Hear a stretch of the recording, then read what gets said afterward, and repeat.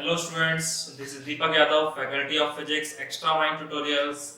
Welcome back to our YouTube channel, Yadav sir physics वाले। I hope कि आपको हमारी लास्ट वीडियोस पसंद आई होंगी।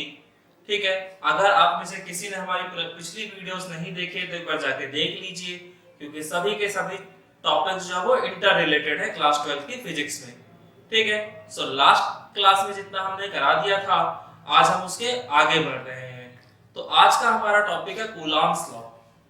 ओके, हम लोग आज कूलॉम्स लॉ डिस्कस करेंगे। कूलॉम्स लॉ क्या कहता है, कैसे है चीजें उसके अंदर। आप लोग को इतना तो पता था कि like charges repel each other and unlike charges attract each other, यानी कहीं भी दो चार्जेस होंगे तो उनके बीच या तो फोर्स ऑफ अट्रैक्शन होगा या फोर्स ऑफ रिपल्सन होगा।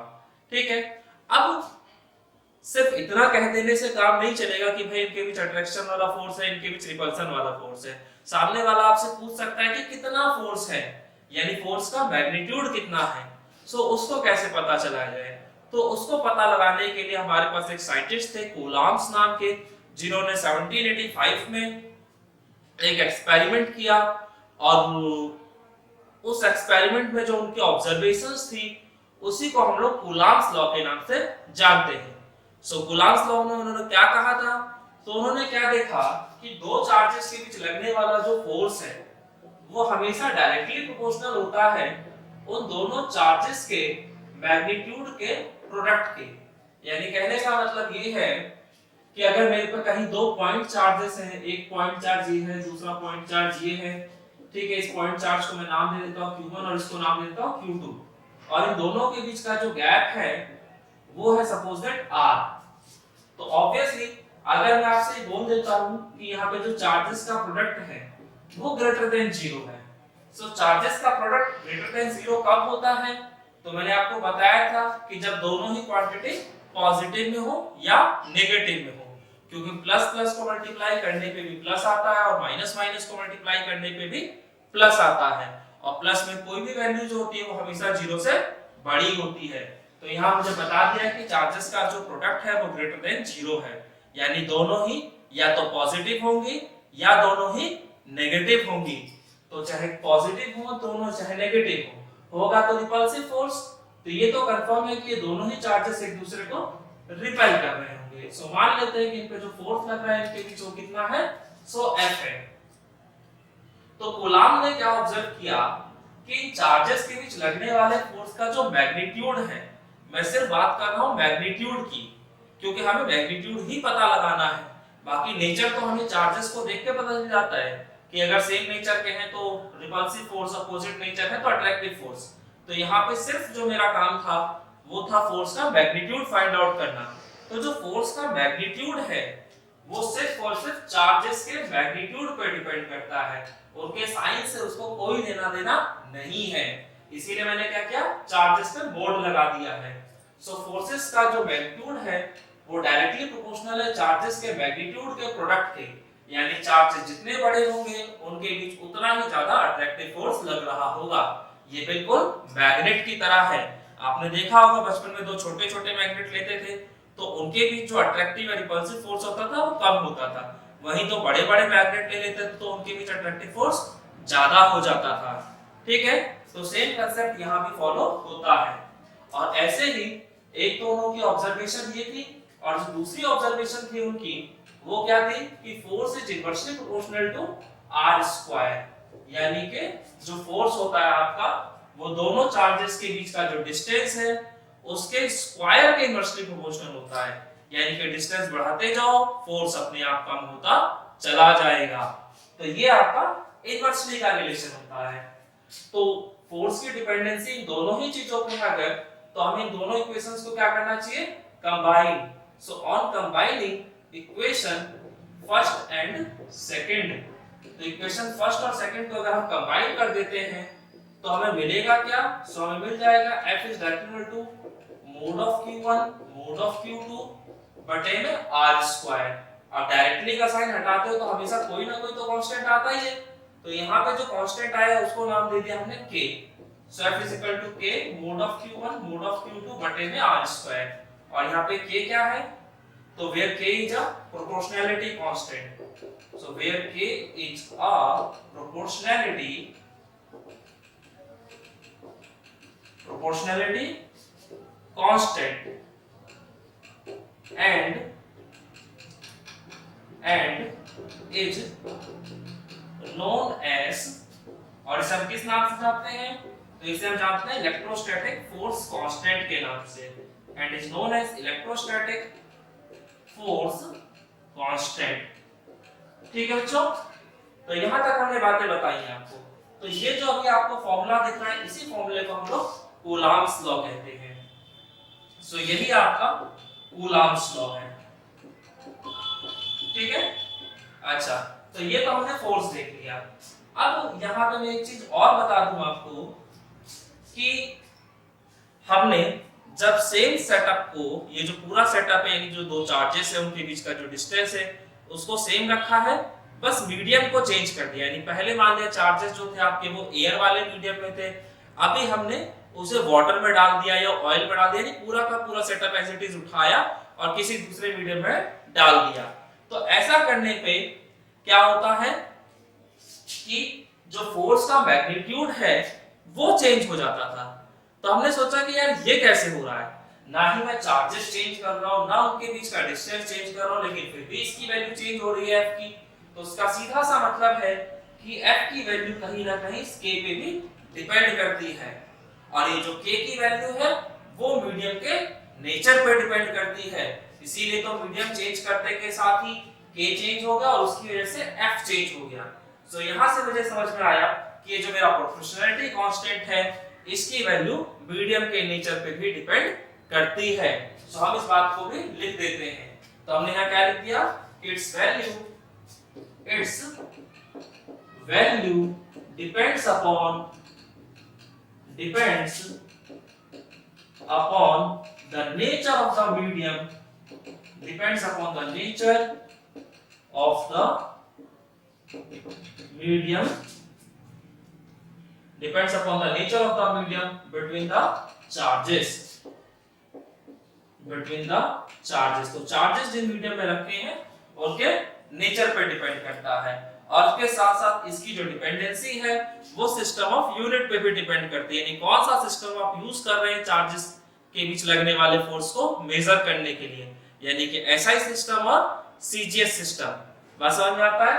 तो इसकी वैल्यू जो डिपेंड करती है वो पहली चीज जो है वो है नेचर ऑफ द मीडियम, और जो दूसरी चीज है वो है सिस्टम ऑफ यूनिट। तो system of unit adopted to measure F, Q1, Q2 and R। तो इन चीजों को मेजर करने के लिए हम जो सिस्टम यूज करते हैं उस पे भी डिपेंडेंसी होती है। तो हमें समझ में आ गया कि K की वैल्यू इन दोनों ही चीजों पर डिपेंड करती है। अब मैं क्या कर रहा हूँ, मीडियम को फिक्स कर दे रहा हूँ और सिस्टम डिफरेंट ले रहा हूँ और देखता हूँ कि उसमें क्या होता है। तो पहले मैंने बात कर दी है कि मीडियम के तौर पे मैं फ्री स्पेस या वैक्यूम को ले लेता हूं। तो अगर मैं बात कर रहा हूं फॉर फ्री स्पेस और वैक्यूम, अब यहां पे अगर मैं सीजीएस सिस्टम की बात कर देता हूं, सो इन सीजीएस सिस्टम में प्रोपोर्शनैलिटी कांस्टेंट k की वैल्यू क्या होती है, सो 1 होती है। ठीक है, इस चीज को ध्यान रखिएगा कि अगर सीजीएस सिस्टम है आपका तो वहां पे k का वैल्यू हमेशा 1 के बराबर होगा, और यही अगर आपका सिस्टम जो है एसआई हो जाता है तो क्या होता है, तो in SI system the experimentally determined value of the experimentally determined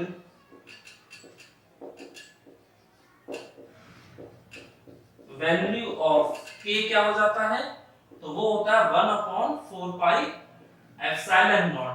ठीक है, 1/4 पाई एप्सिलॉन नॉट। तो ये बात समझ में आती है?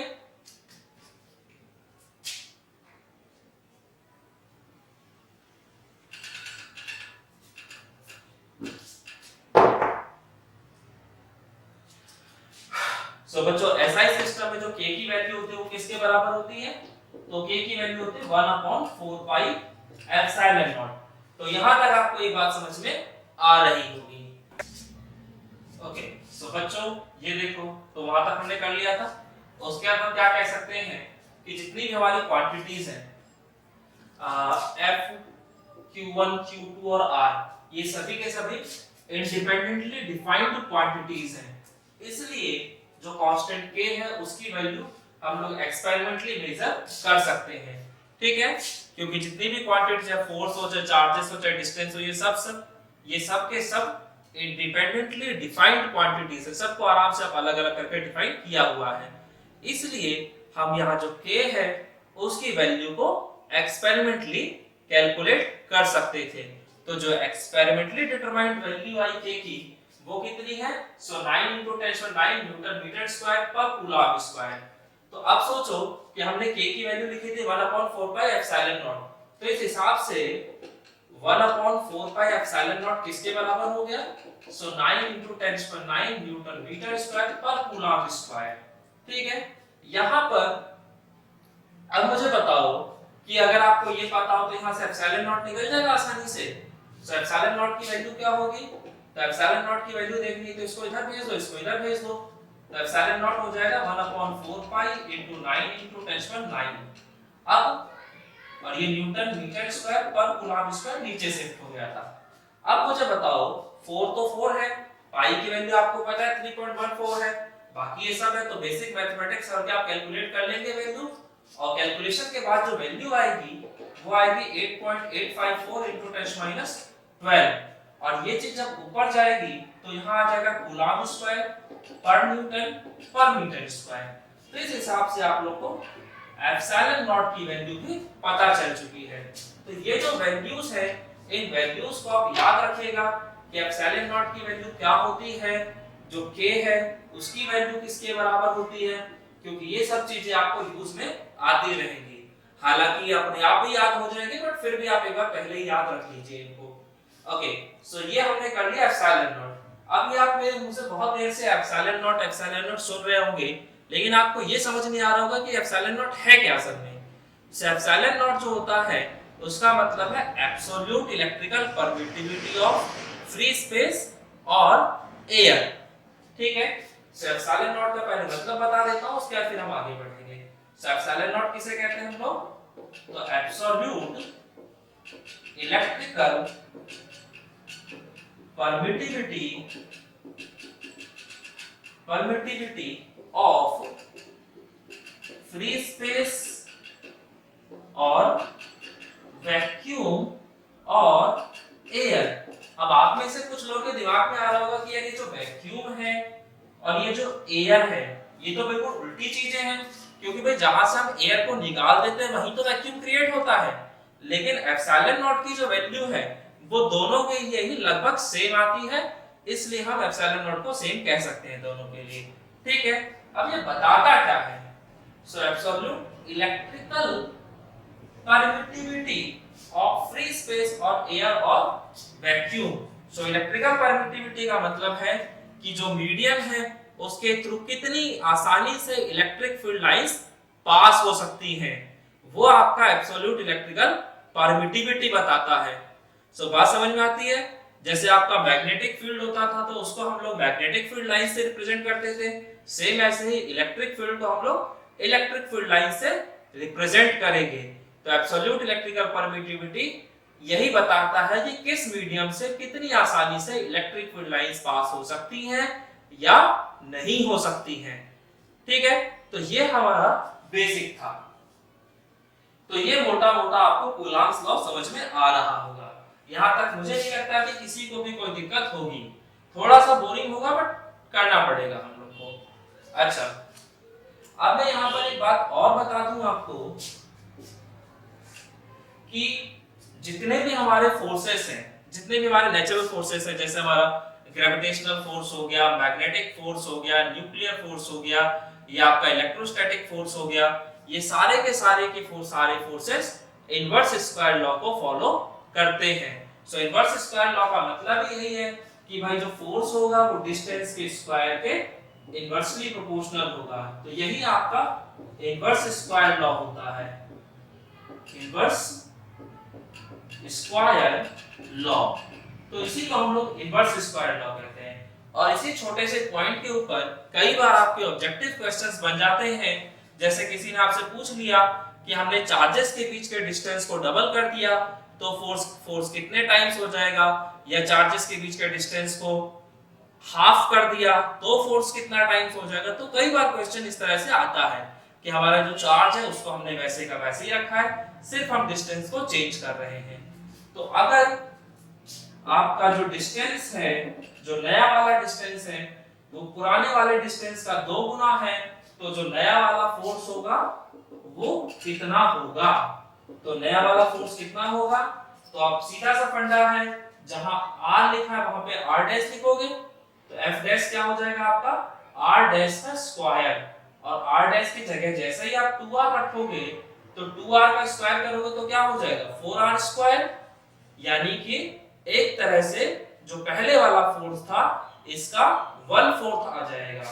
ठीक है, तो जब डिस्टेंस को आप दुगना कर दोगे तो 1 मतलब 2 का स्क्वायर करोगे तो 4 आएगा, यानी कि यहाँ पे आ जाएगा 1/4। तो जो नया वाला फोर्स है वो पुराने वाले फोर्स का 1/4 हो जाता है। सेम ऐसे ही अगर आप डिस्टेंस जो है आपका नया वाला वो पुराने वाले डिस्टेंस का आधा हो जाए तो जो नया वाला फोर्स होगा वो कितना होगा, तो वो भी हम इजीली बता सकते हैं। आप सोच के देखो कि होगा क्या। जब यहाँ पे आप r डैश की जगह r/2 रखोगे, यानी r की जगह जब r/2 रखोगे तो r इसका स्क्वायर और बटे में 2 का स्क्वायर आएगा, तो ये 2 का स्क्वायर ऊपर शिफ्ट हो जाएगा, यानी कि क्या बन जाएगा 4। ठीक है, तो यहाँ पर जो नया वाला फोर्स आएगा वो पुराने वाले फोर्स का 4 गुना हो जाएगा। तो ये तो हो गया हमारा फोर्स की कहानी कि भाई डिस्टेंस को आधा कर दोगे तो फोर्स 4 गुना हो जाएगा, डिस्टेंस को अगर दुगना कर दोगे तो फोर्स 1/4 हो जाएगा, डिस्टेंस को आधा कर दोगे तो फोर्स 4 गुना हो जाएगा। तो सीधा सीधा दिख रहा है कि डिस्टेंस बढ़ा रहा हूं फोर्स घट रहा है, डिस्टेंस घटा रहा हूं फोर्स बढ़ रहा है।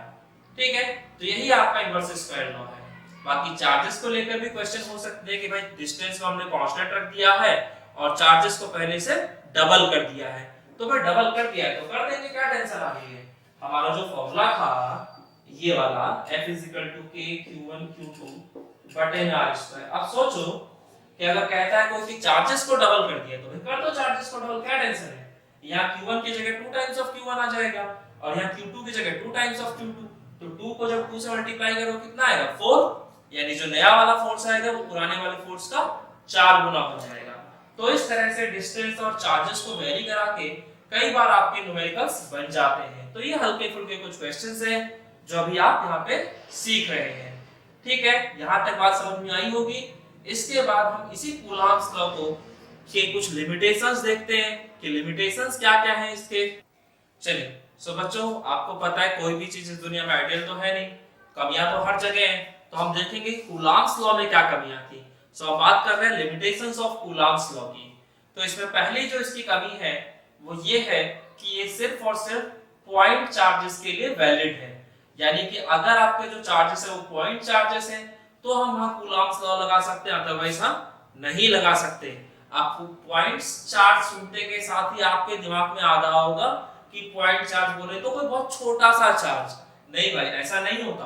पॉइंट चार्ज आपका बहुत बड़ा भी हो सकता है और कितना बड़ा भी हो सकता है, बशर्ते कंडीशन क्या है कि जो चार्जेस के बीच का गैप होना चाहिए, यानी जो डिस्टेंस होना चाहिए वो उनके साइज की तुलना में बहुत बड़ा होना चाहिए। जैसे अगर हम बात करते हैं चंद्रमा की, तो हमारा जो चंद्रमा है वो बहुत बड़ा है रियलिटी में, लेकिन हम जब धरती पे बैठकर देखते हैं तो हमें कितना सा दिखता है, इतना सा, यानी कि वो हमारे लिए पॉइंट मास ऑब्जेक्ट हो गया।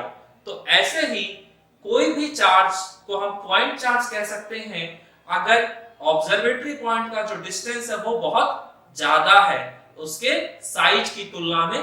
तो कंडीशन बस इतनी सी है। तो पहली कंडीशन क्या थी लिमिटेशंस में कि हमारे जो चार्जेस होने चाहिए वो कैसे होने चाहिए, तो वो होने चाहिए पॉइंट चार्जेस। ठीक है, और जो दूसरा पॉइंट ये है कि चार्जेस जो होने चाहिए वो रेस्ट में होने चाहिए, यानी अगर चार्जेस आपके मोशन में हैं तो वहां पे हम कूलॉम्स लॉ को अप्लाई नहीं कर सकते। तो चार्जेस मस्ट बी स्टेशनरी। तो दूसरा जो यहाँ पॉइंट होता है वो हो जाता है कि चार्जेस मस्ट बी स्टेशनरी, यानी कि चार्जेस हमारे रेस्ट में होने चाहिए। सो ये दोनों लिमिटेशंस हो गई। अब अगर हम बात करते हैं कि इलेक्ट्रोस्टैटिक फोर्स और जो ग्रेविटेशनल फोर्स हमने पढ़ा था पहले क्लास 11th में, उनके बीच क्या सिमिलैरिटीज या क्या डिफरेंसेस हैं।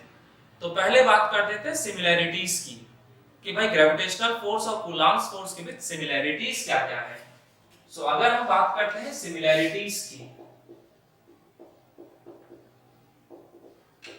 सिमिलैरिटीज, ठीक है, तो किसके किसके बीच बात कर रहे हैं, तो इलेक्ट्रिक फोर्स और ग्रेविटेशनल फोर्स, ग्रेविटेशनल फोर्स, ठीक है।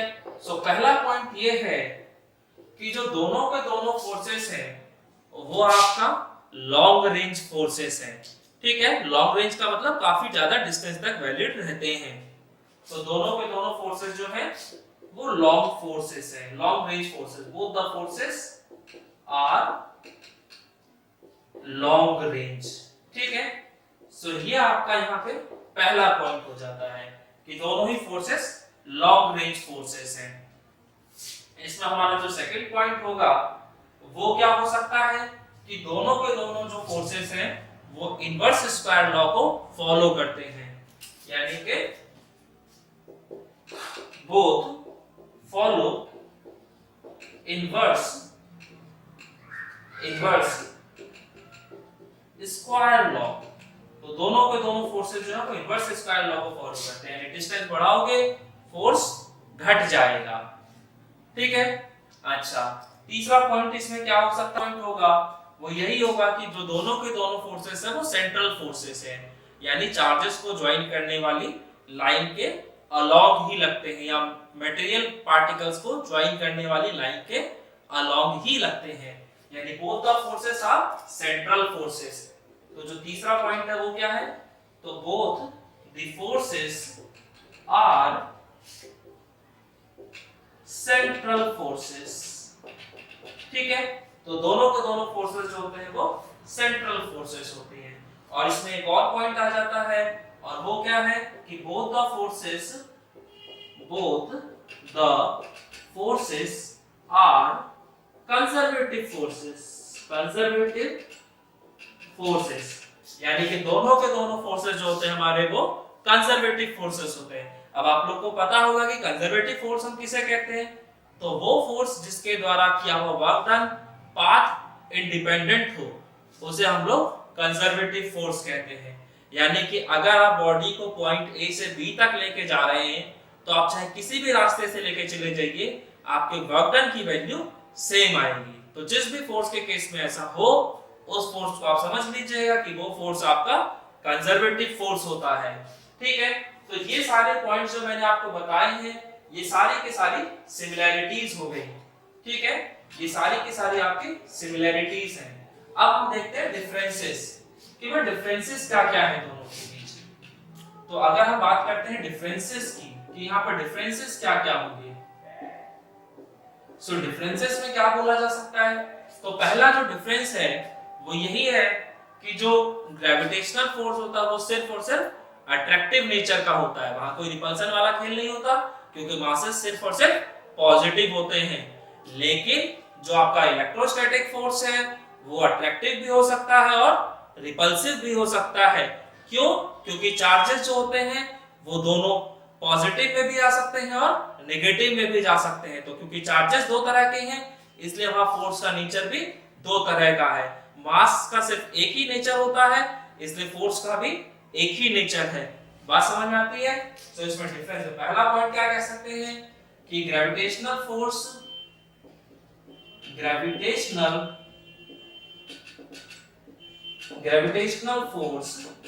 Is always attractive.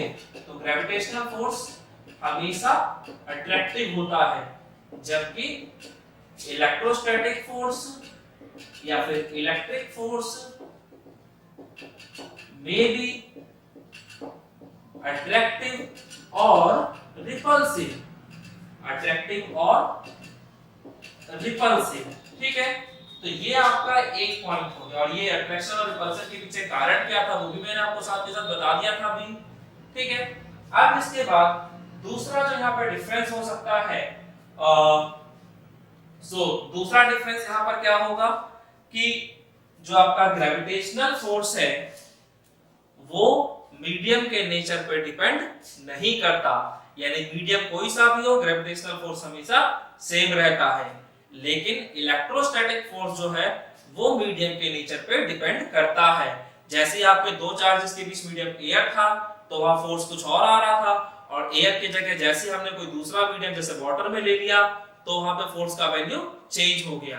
यानी कि हम कह सकते हैं कि gravitational force, the value of gravitational force is independent of the nature of the medium, while the electrostatic force depends upon the nature of medium between the charges. So बात समझ में आती है?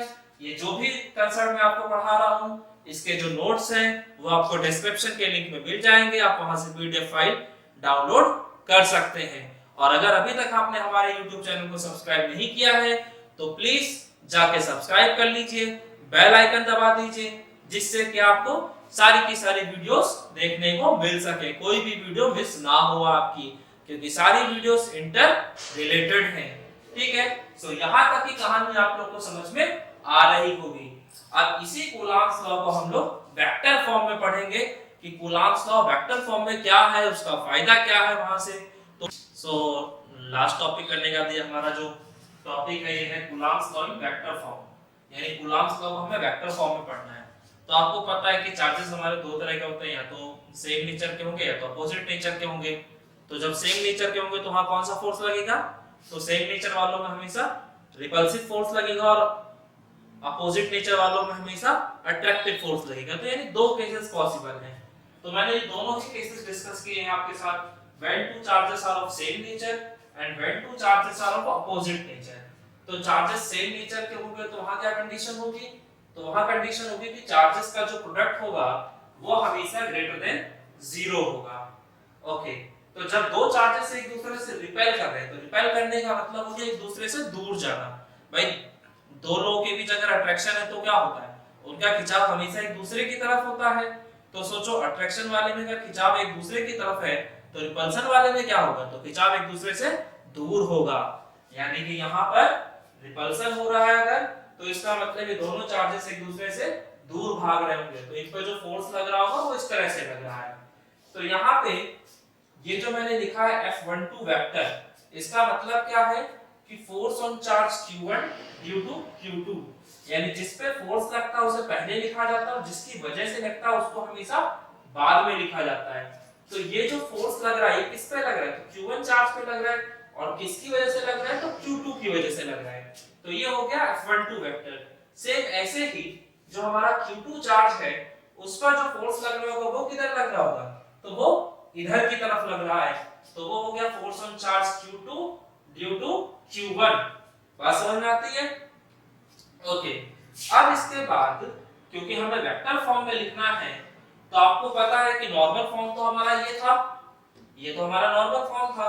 अगर मुझे इसे वेक्टर फॉर्म में convert करना है तो आपको पता है कि ये अभी स्केलर फॉर्म में इसे वेक्टर फॉर्म में अगर करना है कन्वर्ट तो इसे हमें किसी वेक्टर क्वांटिटी से मल्टीप्लाई कर देना चाहिए। अब अगर मैं किसी भी वेक्टर से मल्टीप्लाई करता है तो क्या होता, डायरेक्शन भी आती और मैग्नीट्यूड भी आता, और ऑब्वियसली मुझे डायरेक्शन चाहिए, मैग्नीट्यूड में कोई चेंजेस नहीं चाहिए, इसलिए हमेशा इसका हम मल्टीप्लिकेशन एक यूनिट वेक्टर से कराते हैं। यूनिट वेक्टर आपको नाम से ही पता चल रहा होगा, एक ऐसा वेक्टर जिसका मैग्नीट्यूड यूनिट हो यानी कि 1 हो। ठीक है, तो हमेशा हम यूनिट वेक्टर से मल्टीप्लाई करते हैं। क्यों? क्योंकि जिसका मैग्नीट्यूड 1 होगा अगर आप उससे किसी भी चीज को मल्टीप्लाई करोगे तो 1 से मल्टीप्लाई करने पे कोई फर्क नहीं पड़ता, लेकिन डायरेक्शन हमें मिल जाती है। इसलिए हमेशा हम लोग यहाँ पे एक यूनिट वेक्टर से मल्टीप्लाई करेंगे। ठीक है, तो r कैप लिख दिया मैंने। अब इस यूनिट वेक्टर की जो डायरेक्शन होनी चाहिए वो वही होनी चाहिए जो इस फोर्स की डायरेक्शन है। तो F12 वेक्टर की डायरेक्शन किधर की तरफ है, सो F12 वेक्टर की जो डायरेक्शन है वो इस तरफ है। तो अब हमें एक ऐसा यूनिट वेक्टर चाहिए होगा जो ऐसे आ रहा हो, यानी 2 से 1 की तरफ जा रहा हो। तो 2 से 1 की तरफ जाने वाला यूनिट वेक्टर कौन सा होगा? तो यही होगा R21 यूनिट वेक्टर। तो R21 यूनिट वेक्टर का मतलब क्या है? तो R21 यूनिट वेक्टर का मतलब होगा unit vector pointing from charge Q2 to Q1, यानी 2 से 1 की तरफ। तो 2 से 1 का मतलब है कि 2 से 1 की तरफ। तो R21 का सीधा सा मतलब, जैसे ट्रेन दिल्ली से अगर बंबई जा रही है तो यहाँ दिल्ली टू बंबई लिख देंगे हम लोग, इससे ज्यादा हमें कुछ नहीं करना। तो F12 वेक्टर की डायरेक्शन के अलॉन्ग चाहिए, तो भैया इसकी डायरेक्शन अगर ये है तो हम कौन सा वाला यूनिट वेक्टर यूज करेंगे? तो ये वाला, जिसकी डायरेक्शन भी यही हो, यानी 2 से 1 की तरफ हो। तो इसलिए मैं यहाँ क्या लिख दूंगा? R21 unit vector. सो बात समझ में आ रही होगी? ओके, तो इसीलिए मैंने यहाँ देखो लिख भी रखा है कि as the force vector F12 vector is along the direction of R21 unit vector. तो F12 वेक्टर की जो डायरेक्शन है वो क्योंकि R21 कैप के अलोंग है, इसलिए मैं यहाँ पे R21 से मल्टीप्लाई कर रहा हूँ। ठीक है, तो ये तो हो गया एक केस। जो दूसरा केस है वो क्या था हमारा? तो when two charges are of opposite nature। तो भाई जब अपोजिट नेचर होगा तो सीधा सा फंडा है अट्रैक्शन है। अट्रैक्शन का मतलब दोनों का खिंचाव एक दूसरे की तरफ है। ठीक है, तो आपको साफ साफ दिख रहा है कि इसका खिंचाव इसकी तरफ है और इसका खिंचाव इसकी तरफ है, यानी दोनों ही एक दूसरे की तरफ जा रहे हैं। अब ये सोचो कि ये जो Q1 चार्ज है इस पे जो फोर्स लग रहा है किसकी वजह से लग रहा है? Q2 की वजह से लग रहा है। तो यहां मैं क्या लिखूंगा? Force on charge Q1 due to Q2। Same ऐसे ही ये जो फोर्स है ये कौन सा फोर्स है? तो जो दूसरे चार्ज पे लग रहा है और पहले की वजह से लग रहा है। तो दूसरे पे लग रहा है और पहले की वजह से लग रहा है। तो जिस पे लगता है वो पहले लिखा जाता है और जिसकी वजह से लगता है वो बाद में लिखा जाता है। अब अगर मुझे F12 वेक्टर को वेक्टर फॉर्म में लिखना है तो मुझे यहाँ पे भी एक यूनिट वेक्टर से मल्टीप्लाई करना था, और यूनिट वेक्टर की जो डायरेक्शन होनी चाहिए वो भी वही होनी चाहिए जो इस फोर्स की डायरेक्शन है। तो F12 वेक्टर की डायरेक्शन किधर है? तो F12 वेक्टर यही है ना, तो इसकी डायरेक्शन तो 1 से 2 की तरफ है। तो हमें एक ऐसा यूनिट वेक्टर चाहिए होगा जिसकी डायरेक्शन 1 से 2 की तरफ हो। तो जिसकी डायरेक्शन 1 से 2 की तरफ होगी उसका नाम होगा R12। तो हमने सिंपली यहां मल्टीप्लाई कर दिया R12। बस समझ में आती है?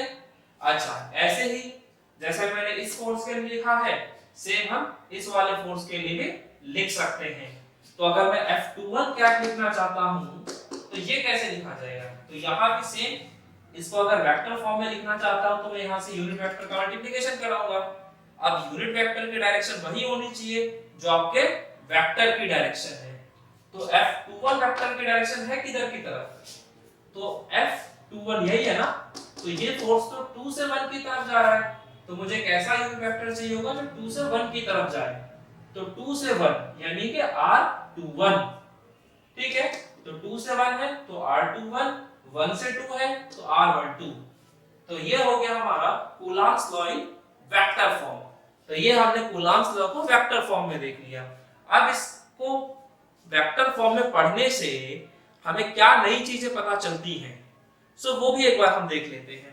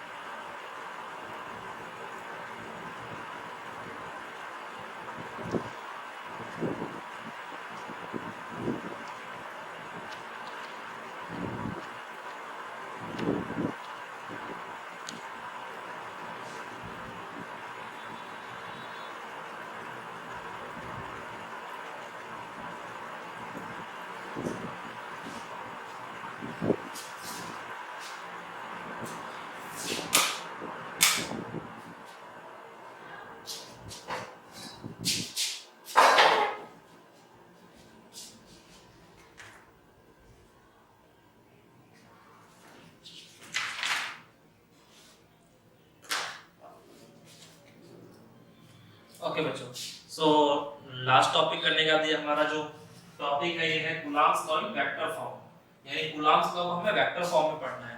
तो आपको पता है कि चार्जेस हमारे दो तरह के होते हैं, या तो सेम नेचर के होंगे या तो अपोजिट नेचर के होंगे। तो जब सेम नेचर के होंगे तो वहां कौन सा फोर्स लगेगा, तो सेम नेचर वालों में हमेशा रिपल्सिव फोर्स लगेगा और अपोजिट नेचर वालों में हमेशा अट्रैक्टिव फोर्स लगेगा। तो यानी दो केसेस पॉसिबल हैं। तो मैंने ये दोनों ही केसेस डिस्कस किए हैं आपके साथ, when two charges are of same nature and when two charges are of opposite nature. तो चार्जेस सेम नेचर के होंगे तो वहां क्या कंडीशन होगी, तो वहां कंडीशन होगी कि चार्जेस का जो प्रोडक्ट होगा वो हमेशा ग्रेटर देन 0 होगा। ओके, तो जब दो चार्जेस एक दूसरे से रिपेल कर रहे हैं तो रिपेल करने का मतलब हो गया एक दूसरे से दूर जाना। भाई दो लोगों के बीच अगर अट्रैक्शन है तो क्या होता है, उनका खिंचाव हमेशा एक दूसरे की तरफ होता है।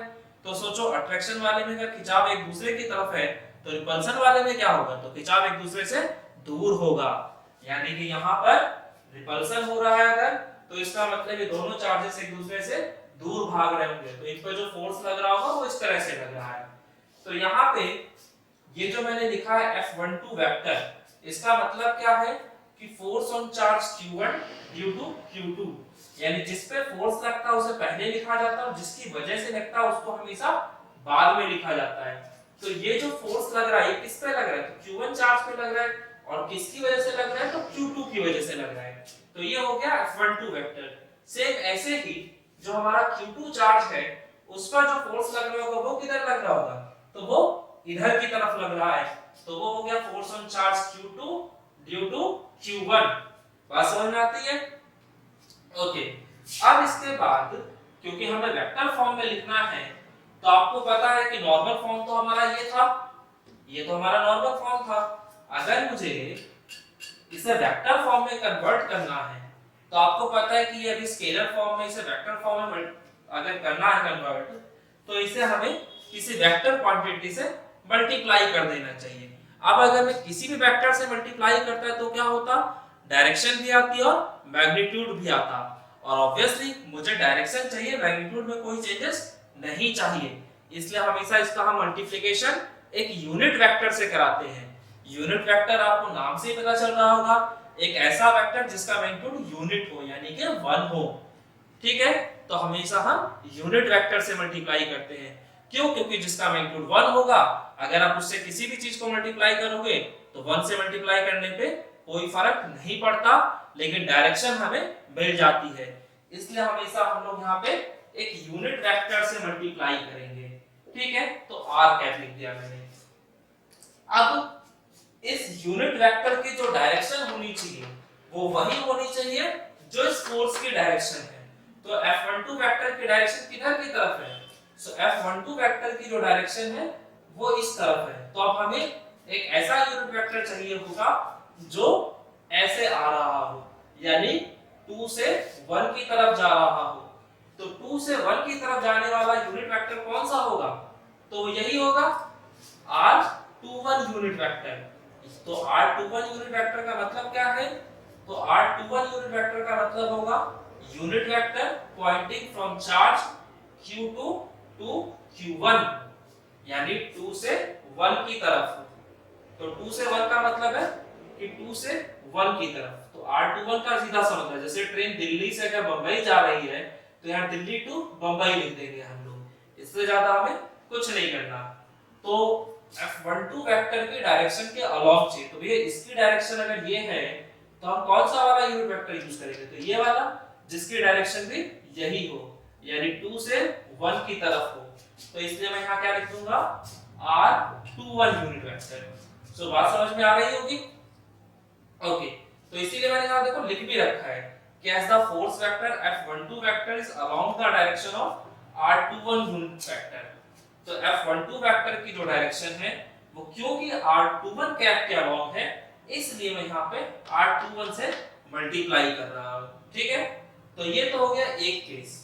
जो दूसरा केस है वो क्या था हमारा, तो when two charges are of opposite nature। तो भाई जब अपोजिट नेचर होगा तो सीधा सा फंडा है अट्रैक्शन है, अट्रैक्शन का मतलब दोनों का खिंचाव एक दूसरे की तरफ है। ठीक है, तो आपको साफ साफ दिख रहा है कि इसका खिंचाव इसकी तरफ है और इसका खिंचाव इसकी तरफ है, यानी दोनों ही एक दूसरे की तरफ जा रहे हैं। अब ये सोचो कि ये जो Q1 चार्ज है इस पे जो फोर्स लग रहा है किसकी वजह से लग रहा है, Q2 की वजह से लग रहा है। तो यहाँ मैं क्या लिखूंगा, force on charge Q1 due to Q2। Same ऐसे ही ये जो फोर्स है ये कौन सा फोर्स है, तो जो दूसरे चार्ज पे लग रहा है और पहले की वजह से लग रहा है, तो दूसरे पे लग रहा है और पहले की वजह से लग रहा है, तो जिस पे लगता है वो पहले लिखा जाता है और जिसकी वजह से लगता है वो बाद में लिखा जाता है। अब अगर मुझे F12 वेक्टर को वेक्टर फॉर्म में लिखना है तो मुझे यहाँ पे भी एक यूनिट वेक्टर से मल्टीप्लाई करना था और यूनिट वेक्टर की जो डायरेक्शन होनी चाहिए वो भी वही होनी चाहिए जो इस फोर्स की डायरेक्शन है। तो F12 वेक्टर की डायरेक्शन किधर है, तो F12 वेक्टर यही है ना, तो इसकी डायरेक्शन तो 1 से 2 की तरफ है। तो हमें एक ऐसा यूनिट वेक्टर चाहिए होगा जिसकी डायरेक्शन 1 से 2 की तरफ हो। तो जिसकी डायरेक्शन 1 से 2 की तरफ होगी उसका नाम होगा R12। तो हमने सिंपली यहां मल्टीप्लाई कर दिया R12। बस समझ में आती है। अच्छा ऐसे ही जैसे मैंने इस फोर्स के लिए लिखा है सेम हम इस वाले फोर्स के लिए भी लिख सकते हैं। तो अगर मैं F21 कैप लिखना चाहता हूं तो ये कैसे लिखा जाएगा, तो यहां भी सेम इसको अगर वेक्टर फॉर्म में लिखना चाहता हूं तो मैं यहां से यूनिट वेक्टर का मल्टीप्लिकेशन कराऊंगा। अब यूनिट वेक्टर की डायरेक्शन वही होनी चाहिए जो आपके वेक्टर की डायरेक्शन है। तो F21 वेक्टर की डायरेक्शन है किधर की तरफ, तो F21 यही है ना, तो ये फोर्स तो 2 से 1 की तरफ जा रहा है, तो मुझे एक ऐसा यूनिट वेक्टर चाहिए होगा जो 2 से 1 की तरफ जाए। तो 2 से 1 यानी कि R21, ठीक है, तो 2 से 1 है तो R21, 1 से 2 है तो R12। तो ये हो गया हमारा Coulomb's law in vector form. तो ये हमने कूलॉम्स लॉ को वेक्टर फॉर्म में देख लिया। अब इसको वेक्टर फॉर्म में पढ़ने से हमें क्या नई चीजें पता चलती हैं, सो वो भी एक बार हम देख लेते हैं। तो बच्चों अब क्या देख रहे हैं, importance of Coulomb's law in vector form. तो पहला इंपॉर्टेंस क्या होगा, तो हम जानते हैं कि R12 कैप का जो डायरेक्शन होगा वो R21 कैप के डायरेक्शन के अपोजिट होगा। भाई बंबई से दिल्ली का जो रास्ता होगा वो दिल्ली से बंबई वाले रास्ते का तो उल्टा ही होगा ना, तो इसीलिए हमने क्या लगा दिया यहाँ पे माइनस का साइन लगा दिया, क्योंकि जब भी दो वेक्टर्स अपोजिट डायरेक्शन में होते हैं वो हमेशा नेगेटिव वेक्टर के तौर पे होते हैं। तो अगर कभी भी दो वेक्टर्स के बीच माइनस का साइन दिखे तो समझ लेना कि इन दोनों के डायरेक्शन अपोजिट है, और अगर प्लस का साइन दिख जाए तो इन दोनों का डायरेक्शन सेम है। फिलहाल मैं कह सकता हूं कि ये जो R12 वेक्टर की डायरेक्शन है और जो R21 वेक्टर की डायरेक्शन है वो दोनों अपोजिट है, और दोनों अगर अपोजिट है तो ऑब्वियसली इनके बीच एक माइनस का साइन लग सकता है, और मैग्नीट्यूड तो दोनों का ही सेम होगा। ये ध्यान रखना दुनिया में कोई सा भी यूनिट वेक्टर हो, अगर वो एक यूनिट वेक्टर है तो इसका मतलब उसका मैग्नीट्यूड हमेशा 1 होगा। तो ये भी यूनिट वेक्टर है और ये भी यूनिट वेक्टर है, तो दोनों का ही मैग्नीट्यूड 1 है और दोनों के डायरेक्शन अपोजिट है, इसलिए उनके बीच हमने माइनस का साइन लगा दिया। बात समझ में आती है। तो अब सोचो अगर R12 cap is equal to negative of R21 cap लिखा हुआ है तो इसी को मैं चाहूं तो उल्टा करके भी लिख सकता हूं, यानी कि मैं ऐसे भी लिख सकता हूं R21 cap is equal to negative of R12 cap. अब ये जो वैल्यू है इसको उठा के मैं इस इक्वेशन में पुट कर देता हूं और देखता हूं कि जरा मेरा क्या निकल के आता है F12। तो यहां से जो F12 वेक्टर निकल के आएगा वो आ जाएगा k mod of q1 mod of q2 बटे में r स्क्वायर, और ये जो R21 कैप है इसकी जगह में क्या लिख सकता हूं, तो नेगेटिव का R12 कैप। बात समझ में आता है। ओके, तो इसे मैं लिख सकता हूं नेगेटिव का k mod of q1 mod of q2 बटे में r स्क्वायर इनटू में R12 कैप। तो अगर आप इस वीडियो को थोड़ा सा पीछे ले जाकर देखेंगे तो आपको समझ में आएगा कि ये जो पूरी चीज थी ये किसके बराबर थी, तो ये बराबर थी F21 वेक्टर के, ठीक है, और दोनों को इस माइनस का साइन था तो माइनस का साइन लगा दिया। तो यहां से जो मुझे बात पता चली वो यही पता चली है कि ये जो दोनों फोर्सेस हैं इन दोनों फोर्सेस का मैग्नीट्यूड बराबर है और दोनों के डायरेक्शन अपोजिट है। क्यों, क्योंकि यहां पर माइनस का साइन आ रहा है। तो इंपॉर्टेंस ऑफ कूलॉम्स लॉ में जो मैं पहला पॉइंट कह सकता हूं वो यही है कि यहाँ पे जो दोनों चार्जेस होते हैं वो हमेशा एक दूसरे पे बराबर फोर्स लगाएंगे और अपोजिट डायरेक्शन में लगाएंगे। तो ये इसका पहला बेनिफिट हो गया। और जो दूसरा इसका बेनिफिट आप कह सकते हैं वो ये है कि इस लॉ से मुझे पता चलता है कि यहाँ पे जो दोनों फोर्सेस लग रहे हैं इन दोनों चार्जेस को ज्वाइन करने वाली लाइन के ही अलोंग है, यानी ये जो दोनों फोर्सेस हैं ये इन दोनों चार्जेस को ज्वाइन करने वाली लाइन के अलोंग है, यानी कि जो दोनों फोर्सेस हैं आपके ये सेंट्रल फोर्सेस हैं। सो ये हो गया आपका importance of Coulomb's law in vector form. Okay बच्चों, सो हमारा जो अगला टॉपिक है वो है force between two charges in terms of position vector, यानी कि हम दो चार्जेस के बीच फोर्स देखेंगे पोजीशन वेक्टर्स के टर्म्स में। आज की पूरी क्लास में हम लोग कूलॉम्स लॉ ही पढ़ रहे हैं, आज की पूरी क्लास थ्योरेटिकल है और नेक्स्ट क्लास में हम लोग इस पे बेस्ड न्यूमेरिकल्स करेंगे। Okay, so force between two charges in terms of position vectors. अब मान लिया ये हमारा एक कोऑर्डिनेट सिस्टम है जिसमें ये हमारा x एक्सिस हो गया और ये हमारा y एक्सिस हो गया। यहाँ पे भी आपको गिवन है कि चार्जेस का जो प्रोडक्ट है वो ग्रेटर देन 0 है। ठीक है, अब इस सिस्टम में कोई दो चार्जेस रखे हुए हैं, ये हमारा पहला चार्ज है q1 और ये दूसरा चार्ज है q2, और इन दोनों ही चार्जेस के जो पोजीशन वेक्टर्स हैं वो क्या क्या है, तो इसका पोजीशन वेक्टर r1 वेक्टर हो गया और इसका r2 वेक्टर। सो पोजीशन वेक्टर आपको पता होगा, एक ऐसा वेक्टर जो किसी ऑब्जेक्ट की पोजीशन को बताता हो with respect to origin of the coordinate system. तो ये हमारे कोऑर्डिनेट सिस्टम का ओरिजिन है, तो इसके रिस्पेक्ट में पहले चार्ज की जो पोजीशन को बताएगा वो हमारा पहला पोजीशन वेक्टर हो गया, दूसरे चार्ज की पोजीशन को जो बताएगा उसे हम दूसरा पोजीशन वेक्टर कह देंगे। तो ये हमारे कोऑर्डिनेट सिस्टम का ओरिजिन था। अच्छा, कंडीशन मैंने पहले ही दे दी है कि चार्जेस का प्रोडक्ट ग्रेटर देन 0 है, यानी कि दोनों ही चार्जेस एक दूसरे को रिपेल कर रहे होंगे। तो अगर चार्जेस एक दूसरे को रिपेल कर रहे हैं इसका मतलब क्या है कि चार्जेस के बीच जो फोर्स है वो रिपल्सिव है। तो रिपल्सिव होने का मतलब दोनों एक दूसरे को दूर फेंकेंगे। तो ये जो फोर्स लग रहा है ये पहले चार्ज पे लग रहा है और दूसरे की वजह से लग रहा है। सेम यहाँ पे भी जो फोर्स लग रहा है दूसरे चार्ज पे लग रहा है और पहले की वजह से लग रहा है। बात समझ में आती है? अब मैं किसी भी एक फोर्स को लिख लेता हूँ। सो मैं मान लेता हूँ F12 लिखना चाहता हूँ, तो F12 को मैं कैसे लिखूंगा, तो K mod of Q1 mod of Q2 बटे में R स्क्वायर इनटू में R कैप। मैंने क्या बताया था कि R कैप की डायरेक्शन वही होगी जो इस वेक्टर की डायरेक्शन है। तो ये F12 वेक्टर की जो डायरेक्शन है वो किधर से किधर है, तो F12 देखो एरो ऐसे जा रहा है ना, यानी कि 2 से 1 की तरफ। तो ये हो गया हमारा, या इसको यही ड्रॉ कर देता हूं मैं, ये हो गया हमारा R। देखो जो डायरेक्शन है वो इधर से इधर जा रही है ना, यानी 2 से 1 की तरफ, तो ये हो गया R21 कैप। तो यहाँ सिंपली हम लिख देंगे R21 कैप। अब देखो एक चीज मैं और बता दूं कि अगर ये कोई वेक्टर है A वेक्टर और मैं इसके सिर्फ और सिर्फ मैग्नीट्यूड को ले लेता हूं, यानी कि बात कर रहा हूं स्केलर पार्ट की, तो उसको मैं नॉर्मली ऐसे भी लिख सकता हूं। बात समझ में आती है? यानी कि अगर मैं किसी भी वेक्टर का मोड लिखना चाहूं तो मैं नॉर्मली ऐसे भी लिख सकता हूं।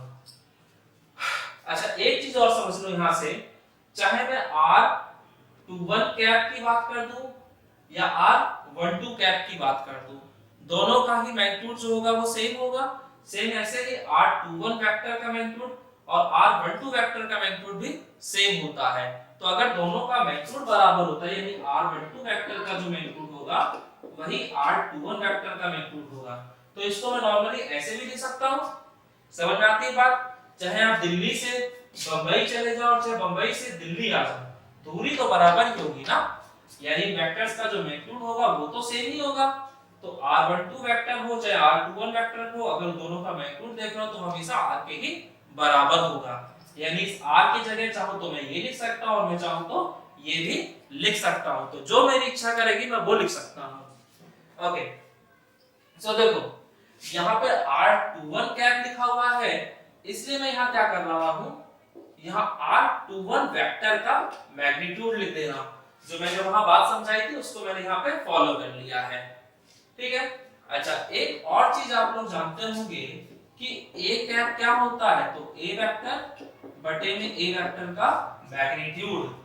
तो सेम ये चीज यहाँ पे अप्लाई कर सकता हूँ मैं, तो K mod of Q1 mod of Q2 बटे में R21 वेक्टर के मैग्नीट्यूड का स्क्वायर, और ये जो यूनिट वेक्टर है इसकी जगह हम लिख सकते हैं R21 वेक्टर बटे में R21 वेक्टर का मैग्नीट्यूड। कोई दिक्कत नहीं है। तो K mod of Q1 mod of Q two r21 vector के मैग्नीट्यूड का यहाँ क्यूब आ जाएगा। आप देख सकते हो इसकी पावर 2 है, इसकी पावर 1 है, बेस सेम है, मल्टीप्लिकेशन हो रहा तो पावर ऐड हो जाएगी, तो 2 + 1 3 आ गया। और यहाँ पे लिखा हुआ r21 वेक्टर। अच्छा, ये r21 वेक्टर क्या है? तो r21 कैप की जो डायरेक्शन होगी वही तो r21 वेक्टर की भी डायरेक्शन होगी। ये जो हमने फॉर्मूला लिखा था इसमें ये भी एक वेक्टर है और ये भी एक वेक्टर है, और दोनों के बीच साइन कैसा है? प्लस का। इसका मतलब दोनों की डायरेक्शन सेम है, तो जो इसकी डायरेक्शन होगी वही इसकी भी डायरेक्शन होगी। तो यहाँ पे अगर r21 कैप की डायरेक्शन ये है तो r21 वेक्टर की डायरेक्शन भी यही होगी, कोई दिक्कत तो नहीं है। अब यहाँ पे हमें सीधे सीधे 3 वेक्टर्स नजर आ रहे हैं। अब इनमें से कोई एक वेक्टर आपका रिजल्टेंट वेक्टर होगा, तो अगर मुझे पहचानना हो कि मेरा रिजल्टेंट वेक्टर क्या है तो उसके लिए हमें क्लास 11th में जाना पड़ेगा, और वहां पे हमने triangle law of vector addition या parallelogram law of vector addition पढ़े होंगे।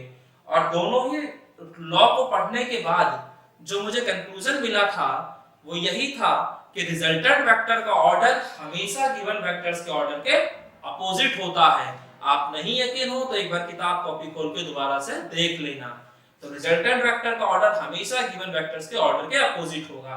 तो अब यहाँ इन 3 वेक्टर्स में से अपोजिट ऑर्डर वाला वेक्टर कौन सा दिख रहा है? तो मेरे ख्याल से ये और ये दोनों एक ही क्रम में हैं, यानी एक ही ऑर्डर में है। ऑर्डर का मतलब मैं आपको समझा देता हूँ।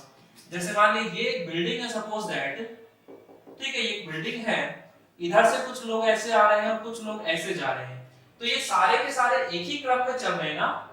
जब भी कभी लाइन लगती हुई देखा होगा, चाहे सिनेमा घर के बाहर चाहे राशन की दुकान पे, वो लाइन हमेशा ऐसे लगी होती है, उसमें सारे लोग का मुंह एक तरफ होता है, तो ये सब के सब एक ही क्रम में चल रहे हैं, एक ही ऑर्डर में चल रहे हैं। लेकिन कुछ शरारती तत्व अगर इधर से आ जाए तो ये जो शरारती तत्व हैं इनका ऑर्डर और इनका ऑर्डर बिल्कुल अपोजिट हो जाएगा, ठीक है। ऑर्डर और डायरेक्शन बिल्कुल डिफरेंट चीजें होती हैं, ये हमेशा ध्यान रखिएगा। चलिए फिलहाल हम देखते हैं यहाँ पर, तो ये और ये दोनों तो एक ही क्रम में चलते हुए दिख रहे हैं, जबकि ये जो है ये अपोजिट ऑर्डर में है, तो यानी कि ये हो गया रिजल्टेंट वेक्टर। तो मैं यहाँ पे क्या लिख रहा हूँ? तो मैं लिख देता हूँ as per the triangle law of vector addition, triangle law of vector addition. तो triangle law of vector addition क्या कहता है? तो यही कहता है कि जो रिजल्टेंट वेक्टर का ऑर्डर होगा वो इन दोनों के ऑर्डर के अपोजिट होगा। तो ये r1 वेक्टर रिजल्टेंट है, तो ऑब्वियसली ये किसके बराबर होगा? तो इन दोनों वेक्टर्स के सम के बराबर होगा, ठीक है। तो ये इक्वेशन मिल गई। मुझे चाहिए इसकी वैल्यू, तो इसकी वैल्यू चाहिए तो इसको इधर भेज दो। तो यहां से r21 vector is equal to आ जाएगा r1 वेक्टर माइनस का r2 वेक्टर। तो ये जो r21 वेक्टर यहां लिखा हुआ है, इसकी जगह अगर मैं चाहूं तो मैं क्या लिख सकता हूं? तो मैं लिख सकता हूं r1 वेक्टर माइनस का r2 वेक्टर, ठीक है। ये तो फर्स्ट टाइम था इसलिए मैंने ये एक्सप्लेन करके आपको दिखाया। उसके बाद मैं आपको एक्सप्लेन नहीं करूंगा, सीधा बोलूंगा कि जो आपका डिस्प्लेसमेंट वेक्टर होता है वो हमेशा फाइनल माइनस इनिशियल होता है। भाई डिस्प्लेसमेंट डेफिनेशन सुनी थी ना बचपन में कि भाई किन्हीं दो पॉइंट्स के बीच जो शॉर्टेस्ट पाथ होता है उसी को हम लोग डिस्प्लेसमेंट कहते हैं, और डिस्प्लेसमेंट की डायरेक्शन हमेशा इनिशियल से फाइनल की तरफ होती है। तो वही चीज यहां पे भी है। ये तीनों थे, इन तीनों में अगर मुझे r21 वेक्टर देखना है तो r21 वेक्टर की शुरुआत किधर से हुई थी? तो ये था 2, ये था 1, तो ये हो गया इनिशियल पोजीशन और ये हो गया फाइनल पोजीशन। तो r final minus r initial, यानी r1 vector minus r2 vector. तो ये सीधा सीधा ध्यान रखिएगा। तो r21 vector is equal to r1 vector minus r2 vector. Okay, तो ये जो अभी आपको फोर्स दिख रहा है यही इसका वेक्टर फॉर्म है। सो ये हो गया आपका Coulomb's law in vector form. I hope कि आपको ये बात समझ में आ रही होगी। ओके, इसके बाद हमारे आज की क्लास का एक लास्ट टॉपिक है और वो है सुपरपोजिशन प्रिंसिपल। तो सुपरपोजिशन प्रिंसिपल मैंने बताया कि कब यूज करना है। तो देखो होता क्या है कि अभी तक हमने कूलॉम्स लॉ पढ़ा था और कूलॉम्स लॉ में हमने क्या देखा था कि कोई भी दो चार्जेस थे उनके बीच लगने वाला फोर्स हम आसानी से निकाल लेते थे। लेकिन क्या जरूरी है कि हमेशा दो ही चार्जेस अवेलेबल हो सिस्टम में? नहीं भाई, दो से ज्यादा चार्जेस भी हो सकते हैं। सो अगर दो से ज्यादा चार्जेस है तो वहां पे फोर्स कैसे निकलेगा? तो वहां पे फोर्स को निकालने के लिए हमें सुपरपोजिशन प्रिंसिपल की हेल्प लेनी पड़ेगी। सो सुपरपोजिशन प्रिंसिपल क्या कहता है कि किसी भी एक चार्ज पे लगने वाला टोटल फोर्स हमेशा उस चार्ज पर जितने भी अदर चार्जेस की वजह से फोर्स लग रहा है उसके वेक्टर सम के बराबर होगा। तो वेक्टर सम के बराबर क्यों होगा? क्योंकि force is a vector quantity.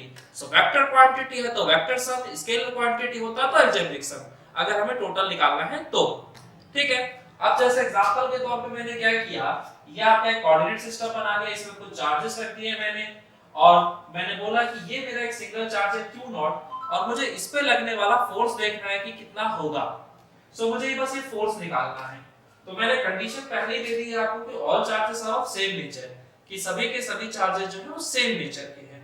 तो जब सभी एक जैसे होंगे तो ऑब्वियसली रिपल्सन होगा, तो सभी चार्जेस एक दूसरे को रिपेल कर रहे होंगे। लेकिन मुझे सभी से मतलब नहीं है, मुझे मतलब है सिर्फ इस चार्ज से। तो मैं इस चार्ज पे लगने वाला फोर्स चेक करूंगा कि भाई ये वाला चार्ज इस चार्ज को किधर भेज रहा है, ये किधर भेज रहा है, ये किधर भेज रहा है, ये किधर भेज रहा है। तो आपको पता होगा कि ये वाला चार्ज इसको रिपेल कर रहा है तो ऑब्वियसली फोर्स ऑफ रिपल्सन जो होता है वो सेंट्रल फोर्स होता है यानी उसी लाइन के अलॉन्ग होगा। ऐसे Q2 चार्ज जो है ये इस चार्ज को जो भेज रहा होगा वो इधर की तरफ भेज रहा होगा, यानी इस पे इधर की तरफ फोर्स लग रहा होगा। सिमिलरली Q3 की वजह से इधर की तरफ फोर्स और Qn की वजह से इधर की तरफ फोर्स। तो ये सभी के सभी फोर्सेस लग गए।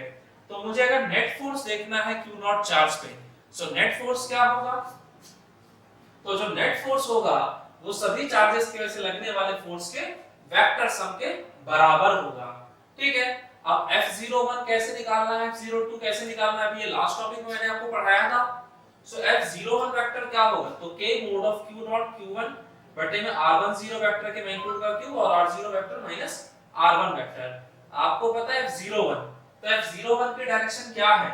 ये है ना, यानी 1 से 0 की तरफ। तो जो मैं यहाँ पे वेक्टर यूज करूंगा वो क्या होगा? R10 vector.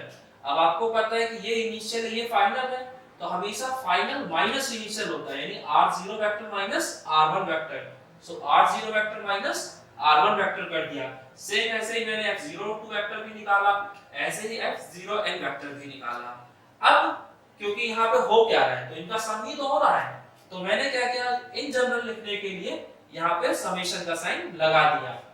अब सम कहां से कहां तक हो रहा है, तो पहले ये देख लो इसके अंदर कॉमन चीजें क्या है। तो k जो है वो तो सभी के अंदर अवेलेबल है, तो k को मैंने लिख दिया। q नॉट जो है वो भी सभी में अवेलेबल है, तो मैंने उसको भी लिख दिया। अब यहाँ पर देखो ये q1 लिखा हुआ है, यहाँ q2 है, फिर q3, फिर qn, यानी ये जो है ये चेंज हो रहा है, यानी कि एक वेरिएबल है। तो मैं क्या करूंगा, इसको रिप्रेजेंट करने के लिए वेरिएबल यूज करूंगा। तो मैंने एक वेरिएबल यूज कर लिया i और उसकी वैल्यू को 1 से लेकर n तक लेकर गया हूं मैं, तो 1 से लेकर n तक। तो जहां ये q1 q2 q3 लिखा था वहां मैंने qi लिख दिया और उस i की वैल्यू को 1 से लेकर n तक वेरी करा दिया। ठीक है, अब इसके बाद R0 वेक्टर आप देखेंगे हर जगह मिल रहा है आपको, तो ये ऐसे ही लिखा हुआ है। और यहाँ पे ये है आपका R1 वेक्टर, ये R2 वेक्टर, ये R3 वेक्टर, तो ये भी एक तरह से चेंज हो रही है वैल्यू। तो यहाँ पे भी मैंने वेरिएबल यूज कर लिया Ri वेक्टर और इसकी वैल्यू वही 1 से लेकर n तक जा रही है। तो ये हमारा नेट फोर्स निकल के आ गया। तो ये हमारा सुपरपोजिशन प्रिंसिपल का रिजल्ट है। तो इसमें एक बात ध्यान रखिएगा आप लोग कि कभी भी दो चार्जेस के बीच लगने वाला फोर्स वो सिर्फ और सिर्फ उन दोनों पे ही डिपेंड करता है, उसको किसी भी उसके आसपास के रखे चार्ज से कोई मतलब नहीं है। जैसे अगर मैं बात करता हूं Q1 और Q0 के बीच, तो इन दोनों के बीच लगने वाला फोर्स F01 वेक्टर है, वो तभी इतना ही रहेगा जब ये सिर्फ दो चार्जेस होंगे और ये तभी उतना ही रहेगा जब यहाँ पे और बहुत सारे चार्ज रख दिए जाएंगे। ठीक है, यानी कि इन दोनों के बीच लगने वाले फोर्स को कोई मतलब नहीं है कि यहाँ अकेले में रखे हुए हैं या सबके साथ रखे हुए हैं। लेकिन अगर मैं इसी में किसी एक चार्ज की बात कर दूं और उससे पूछूं कि टोटल फोर्स, तो वो डिपेंड करेगा कि वहां कितने चार्जेस प्रेजेंट हैं। ठीक है, तो सुपरपोजिशन प्रिंसिपल से हमें ये सारी चीजें पता चलती हैं। सो हमारा आज का लेक्चर यहीं खत्म हो जाता है। नेक्स्ट वीडियो में हम फिर आपसे मिलेंगे, वो सब चीजें हम देखते हैं।